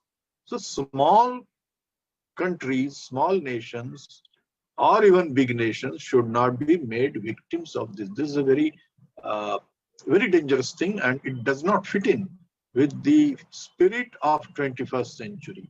We must defend the weak, the small nations. We must respect we must not dictate to them. We must respect their right to stand up as independent, sovereign nations and countries. They may be following wrong policies or right policies. It is their right. Their democratic rights have to be respected. Their policies of alliances and attachments or ideological trends, political trends, that has to be respected. So the right of nations, there are more than 200 nations in this world, countries in this world. It has to be, all of them have to be respected in their sovereignty, independence, and therefore war as a method of suppressing somebody, some nation, war as a method of pressurizing, this pressurizing tactics has to be avoided. That is the spirit of 21st century, and that should be the practice of 21st century. It is a century of democracy, century of independence, century of freedom, century of new technological revolution, information revolution. So it must be respected. And the big powers, we respect them, but big powers must not pressurize. NATO, US, UK, Russia, China, they must not pressurize others. And India is also trying to emerge as a big power. It must not try to pressurize neighbors. Nobody should. So this is the message that we should give, and war must stop immediately. And debate and dialogue, that should be the message. Thank you, Anil Rajamalaji. Before I hand out to, give chance to Hanumanth Reddy Garu, there is a opinion from Dr. Shanti to Anil Rajamale. Number one, dismantle NATO. 2, strengthen the United Nations Organization. Make awareness among people of the world to come out above the resolution. That is her opinion. And Mr. Gopal Garu from Chennai writes, will there be a regime change after the war in the favor of Russia? That is the question from R. Gopal from Chennai. And Sanjali, she has written, if the war takes place, then it will be great, dangerous for all our. Can't it be stopped? Of course, we want to stop. So these are some opinions. And now I want to give the chance to Hanumanth Reddy, the General Secretary of the All India Progress Forum. Please. Hanumanth Reddy, are you there? Yeah, please. Thank you. Good evening to all. I want to mention 2 points of the Article 5 of the NATO. The first point is that any partner, any membership country, any member country of the NATO should participate in the war in case of any other country invading any other country. I think I made my point clear. Any NATO member nation should participate in the war in case of any other country invading the member country of the NATO. That is one condition. Second is, while according membership, they took one precaution. They expected that at a later date, East European countries may seek membership in the NATO. In order to avoid their membership, they imposed a condition. The condition is that all the NATO members should agree for the membership of that country, East European country, and the neighboring country which seeks membership in the NATO should also accept for their membership. Now, in case of Ukraine, Germany, a NATO member, recently joined NATO member, is objecting. In its objection, there is a point. It is receiving oil, etc., through Nord Stream 1 and 2. So in case Ukraine is admitted as a member, their interest of getting imports from Russia may get marred. So that's why it is objecting the membership of Ukraine. Second thing is Russia, the neighbor country, it itself is objecting its membership. And third thing is that after 1991, after the fall of Soviet Union, besides membership, one partnership entity is introduced in NATO. Partnership on 2-3 counts. So on one of the counts, Russia was accorded partnership, and on another odd condition, its partnership was withdrawn. Now Ukraine stands partner in NATO. The only difference between a member country and a partner country is that member country should participate in the war in case of any invasion by any country, and a partner country should not, rather may not participate in the war, and in all other conditions it enjoys the conditions, rather benefits or anything of the NATO. And the another point is that Ukraine, Russia, and another organization of some East European countries, some 4 or 5 countries, these 3 entities entered into an agreement under the name of Minsk. This was formed in the year 2014, June. The aim of forming this is to avoid crisis amongst these countries and to solve if any crisis evolves. So, at the instance of America, Ukraine withdrew itself from this Minsk 1. So within a month, it withdrew in January 2015. So within a month, again it is met to enter. Minsk 2 is formed. Since the beginning, Russia has been inviting, requesting Ukraine to enter into discussions under this Minsk fora. And another thing is,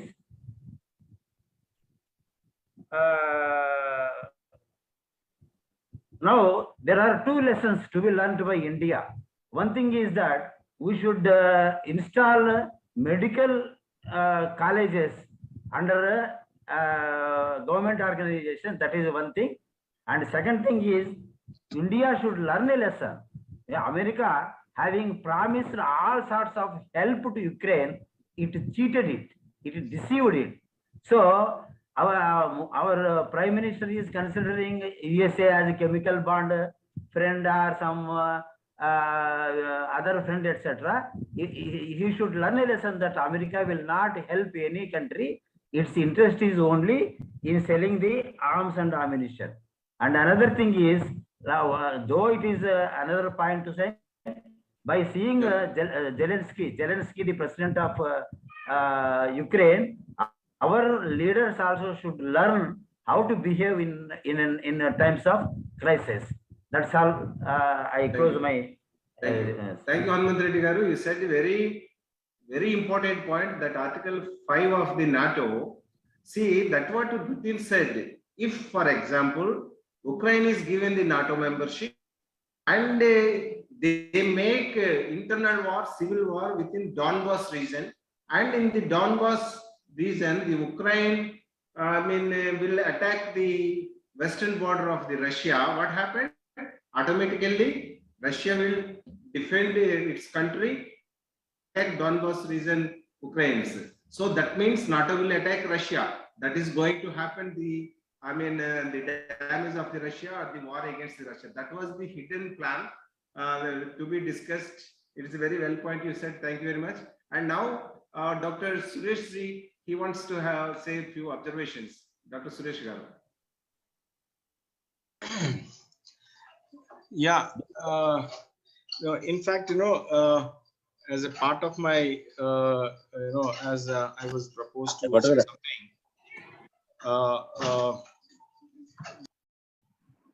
No, please unmute, Suresh Garu.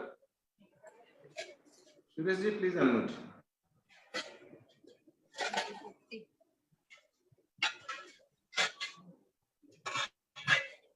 See, your audio and video is not there. Yeah, sorry. Yeah. Sorry, there was a disturbance on my side. In fact, the first part in for I made my presentation on the little background about history and Ukrainian nationalism and how it evolved and etc. Now basically, I have few observations to be made. Basically, observations deriving from Sri Anil Rajamwalaji's remarks. That is, one is Suresh garu, small interruption if you don't mind. I am saying Sri Survaram Sudhakar Reddy garu, the former CPI General Secretary, welcoming you, sir. Welcoming you. Comrade, namaskar. Please continue. Please continue. Should I? Hello. No, please continue. Yes, yes. Just only I want to say hello, sir, to Comrade Survaram. Yeah, please continue. Maybe Suresh, you want please to continue. say something? No. Please continue, Suresh. Okay. So a couple of observations basically now on the real politic. The real politic, of course, from the whatever we heard from we heard so many narratives, we had so many explanations from the other side of the warring parties. Now let us go by the facts. The facts is that now 2014. Even we go before that. Quickly, I make 91. In fact, Mr. Jamindar, in fact, you mentioned about NATO's expansion efforts, since 90s. I request you to recall. I request others also to recall a few facts. Mr. Putin came to power in 2000. So, and he came to power at the middle of the Chechen war. The war against terrorism, the war which threatened the statehood of Russia, the war against, even it went up to threaten the Russian Christianity.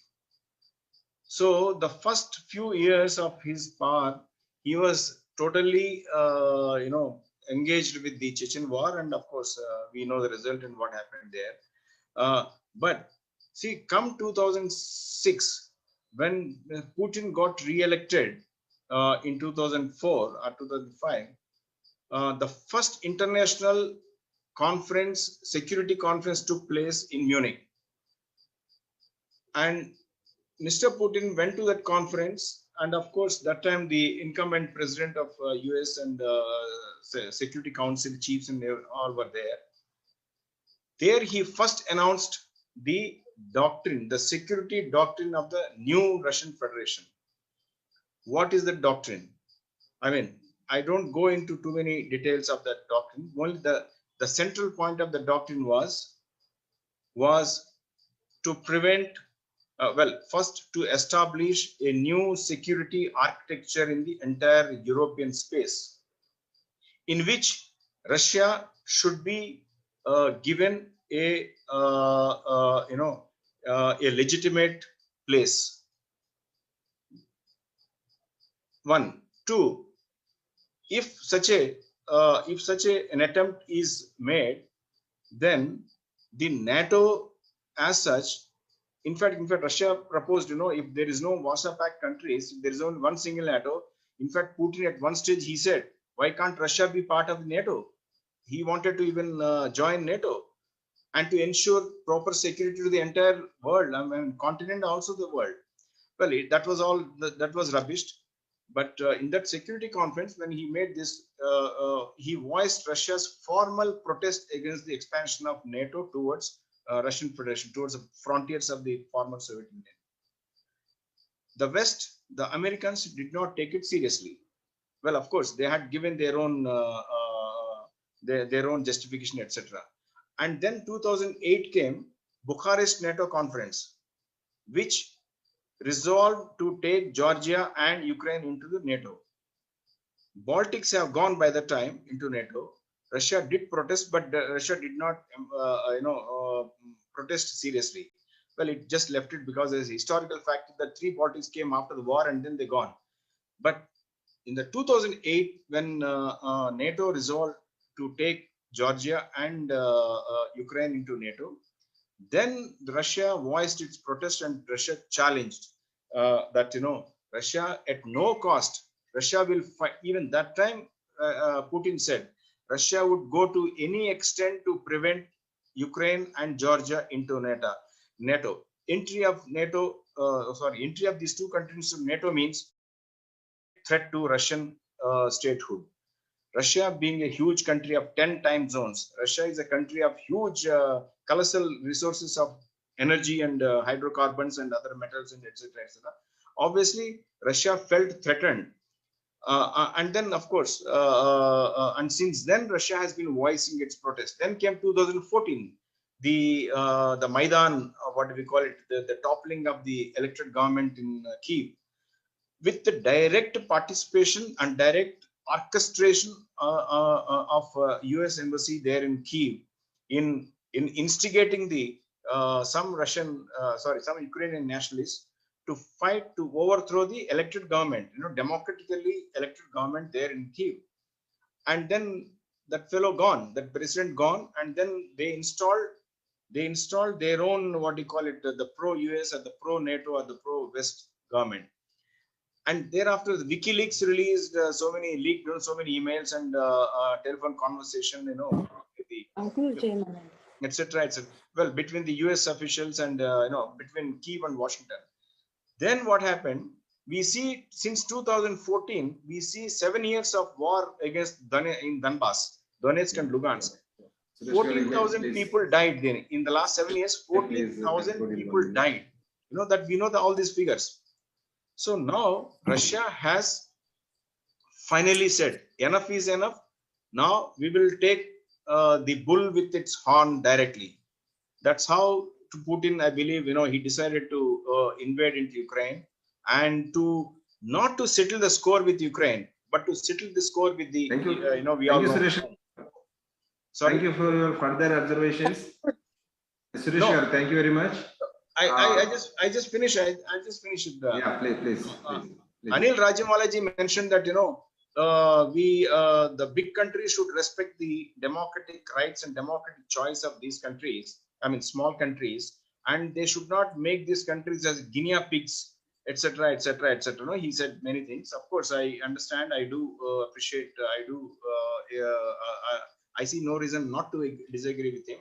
But still, the fact is that here in this concrete example is that Russia is facing, or according to Russian version, according to Russian argument, Russia is facing a direct threat from the NATO. Hence, they had no option except to go for invasion or to prevent the NATO's expansion towards east.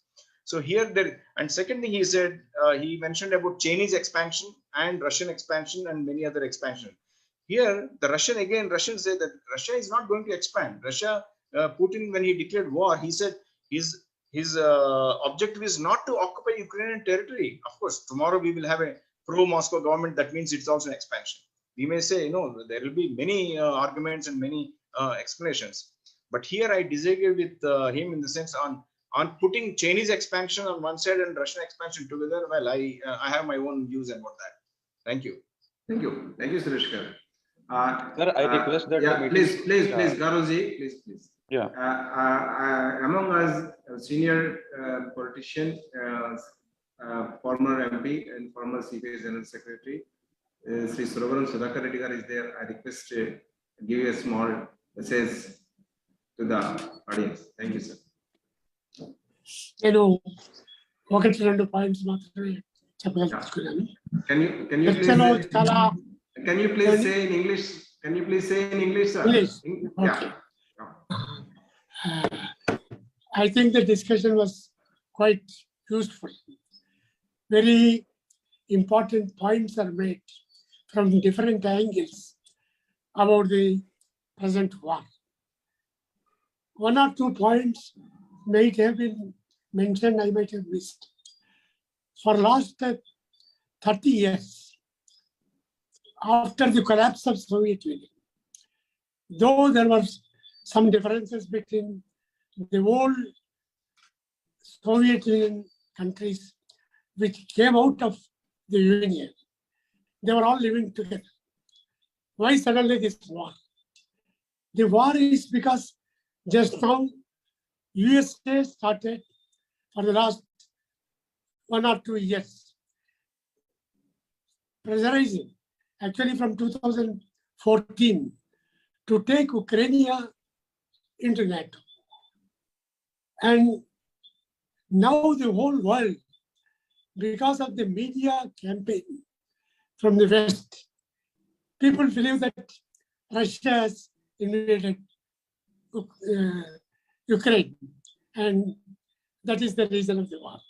We want to stop the war, but at the same time, the main demand should be NATO should be out. Ukraine should be independent. The very unfortunate thing is both Biden and Putin are imperialistic. And in Russia, Putin has suppressed the civil rights and democratic rights. Only last year, when there was US presidential election, most of the people in the world, particularly Democrats, wanted Joe Biden to win because the other fellow was worse. But Biden now has taken the place of Trump to expand NATO and to create a new war. That is, in this situation, I think the stand of the India to be neutral, maybe for many reasons, but we have no choice. We cannot support this side, that side. But as some of the speakers have pointed out, the victims are not only the Ukrainians, the victims are the people of the entire world. Now $120 for petrol, crude oil, and diesel. Naturally, almost all the countries in the world will suffer. Prices will rise. And this is all to satisfy the lust of the manufacturers of the weapons in the United States of America. Unfortunately, the media, particularly the electronic and print media in India, are not exposing this part. Though we are neutral, there are many people who want NATO to win. This is the unfortunate situation. Thank you. Thank you. Thank you, Sri.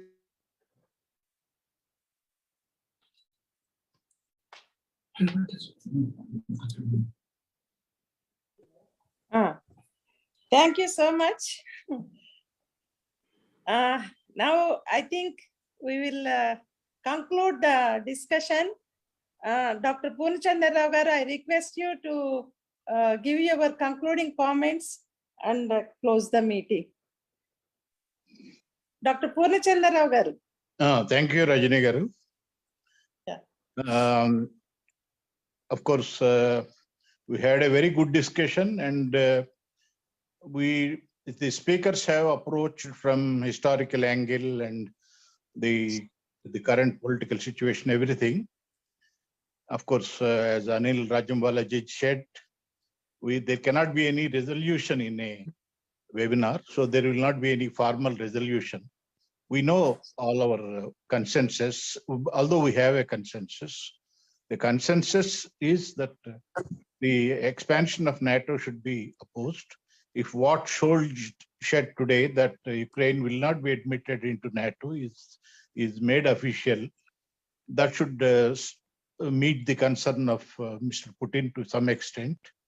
And Mr. Putin also said that his forces will only go up to Donbass and that Luhansk, two contentious regions where Russian majority is there, and they say they are being persecuted. And he only wanted the recognition of its sovereignty, control over the Crimea. These two things, so the Russian forces should withdraw back to these parts only, the Crimea and these two contentious regions. They should not further advance and destroy other cities, all other Ukrainian part, because they are already in a position of strength to negotiate. And we all wish that these talks will be fruitful, and the area of disagreement will confine to only Crimea, Donbass and Luhansk regions only, and some solution will be found, and the war will stop, and the barbaric the destruction in Ukraine will stop, and all the countries, both the Western countries as well as the Eastern countries, all should help in aid the reconstruction of Ukraine. With these few words, chat box లోకి రా. ఎక్కడిదా chat? అదే మోర్లోను chat. with these few words, I said from our side, we're closing this very useful discussion. Very much enlightened people are very much enlightened by these presentations and opinions. Thank you.